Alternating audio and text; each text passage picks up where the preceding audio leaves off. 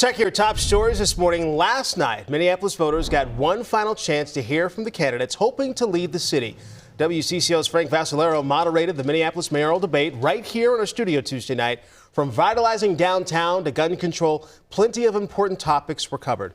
Remember, just 1 week to go until Election Day, so this was your chance to get a closer look at who wants to lead the city next, right here on WCCO. So as that debate among the four leading candidates, you have incumbent Mayor Jacob Frey, State Senator Omar Fateh, Reverend Dwayne Davis, and Jazz Hampton. Our Barrett Leone live this morning in downtown Minneapolis with highlights of what they talked about last night. Barrett?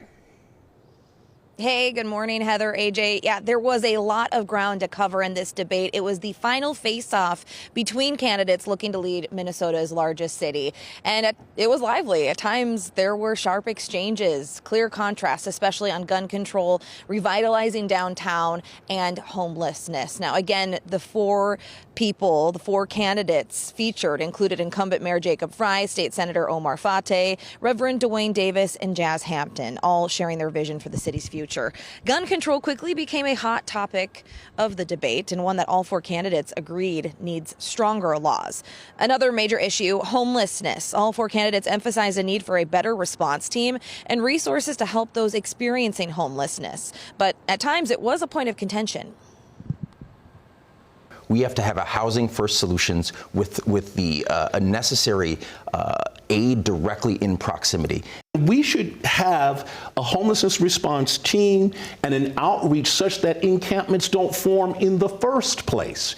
When services have been offered repeatedly and declined, we do close the homeless encampment.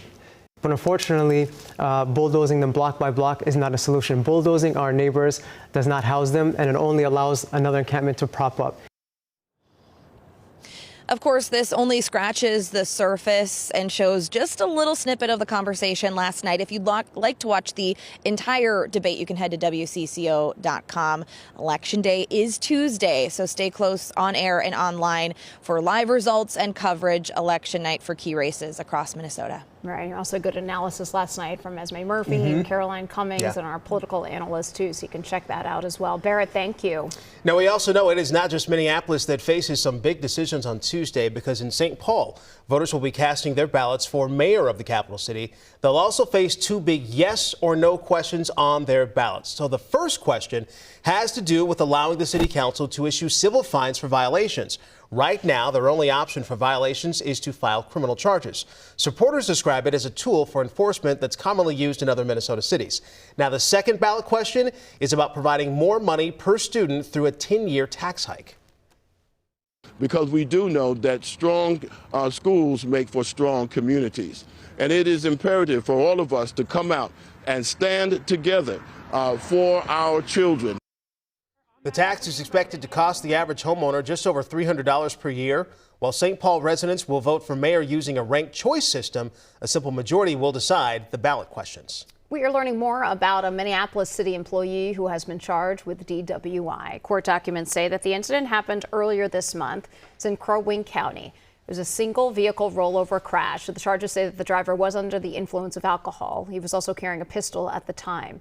We now know that the man had been employed by the city of Minneapolis on October 6th.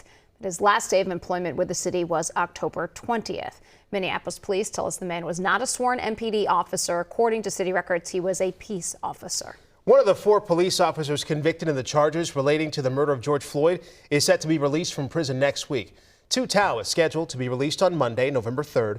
Tao was found guilty of aiding and abetting second-degree manslaughter in state court. That was back in 2023. He was the officer who stopped bystanders from intervening when then police officer Derek Chauvin knelt on George Floyd's neck. Tao was sentenced to 57 months. He was also convicted on a federal civil rights violations charge, earning him a 3.5-year sentence, which he could serve concurrently. New this morning, we are continuing to follow updates from President Trump's visit to Asia this week. Now, today, President Trump arrived in South Korea. He was greeted by Korea's foreign minister. Now, while in South Korea, Trump spoke at the APEC CEO Summit. That's an event focused on the future of business and economics. President Trump used his opening remarks to share his thoughts on the current state of America. I'm pleased to report to you that this afternoon, after 4 years of weakness, disaster, really decline. America is back, and it's back stronger than ever before. We're doing numbers that nobody's ever seen before. We're the hottest country in the world, actually, and I say that with other countries represented, and they admit it. But I do say it very proudly. 1 year ago, our country was in very, very serious trouble. Some people thought our country was dead.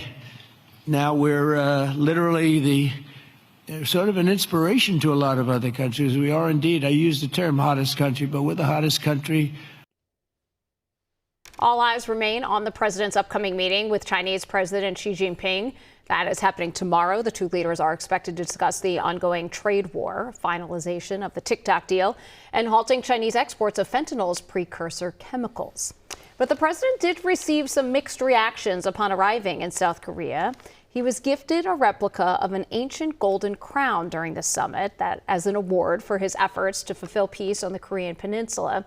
But not everyone was happy to see the American leader. A small but vocal protest broke out in South Korea. The protesters spoke out against tariffs on Southeast Asian countries, some holding signs referencing the No Kings rally, which have been held across the U.S.